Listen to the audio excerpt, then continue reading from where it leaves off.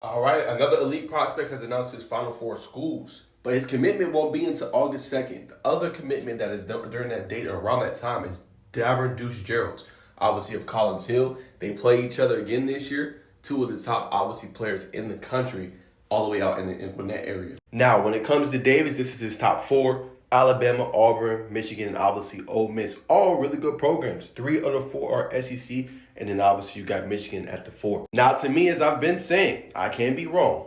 I do think this is a battle between the two Alabama programs, right? Now, maybe Ole Miss makes a late push.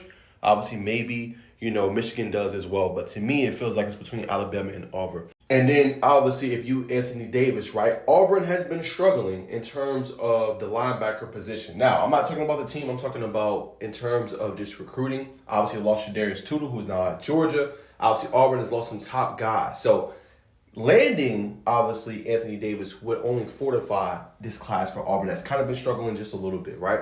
And they need a heavy hitter like, obviously, AD.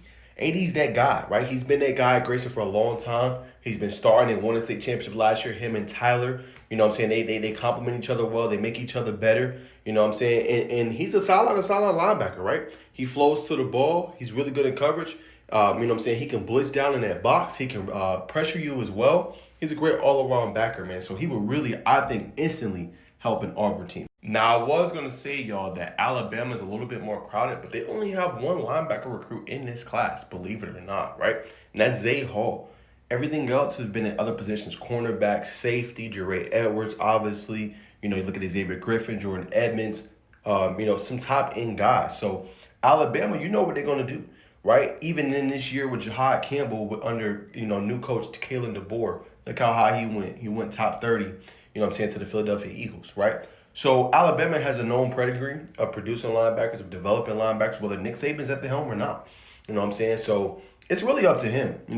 I think Alabama, he can go in and play because they're going to lose a couple of other linebackers from this year's class, right? Remember, they're very young at the cornerback position and in a DB position, which is going to get a little bit more experience this year. And next year, there'll be a lot of juniors and seniors, when it comes to Bama. So to me, I don't know. It all depends on what he wants, right? Are you looking for the pedigree? You know what I'm saying? Are you looking for the development? You know what I'm saying? Are you looking for a program that's notable all around? I'm not saying Auburn's a very notable program as well, but it just depends on what he's looking for. If it's me, I say it's Alabama, right? Because the development, you look at how they're recruiting top 5 class again, according to 247 Sports right now. They're still trying to get a couple more guys, and you can go and obviously get it and potentially play very early with obviously Alabama. Now back to his list real quick. I do want to touch on Ole Miss. Now Ole Miss has been recruiting at a very high level as well. Not necessarily in this class, but they've been doing really well with their front 7. Linebackers, look at Sensorine Perkins, looking at his development, look at how good their obviously defense was this past year. That's a team that looks really good. And then Michigan is a good team as well in the Big Ten, right? A couple years removed from a national championship. Obviously, Sharon Moore, they really finished the season strong last year. You know what I'm saying? So this is another team that you've seen. They've been usually producing guys, but when we've seen it at Michigan, it's been at obviously the safety role here more recently. But big year obviously coming up for the Wolverines, see if they can take that next jump forward, obviously with the new quarterback in the helm and Bryce Underwood. But a solid top 4. You really can't go wrong in these schools. But if I had to bet my money, I can't be wrong. I don't have any insight. Full disclaimer, you didn't tell me nothing, but I'm going to say Alabama. Could be wrong, though. Let's find out on August 2nd, but I'm going to go with Alabama.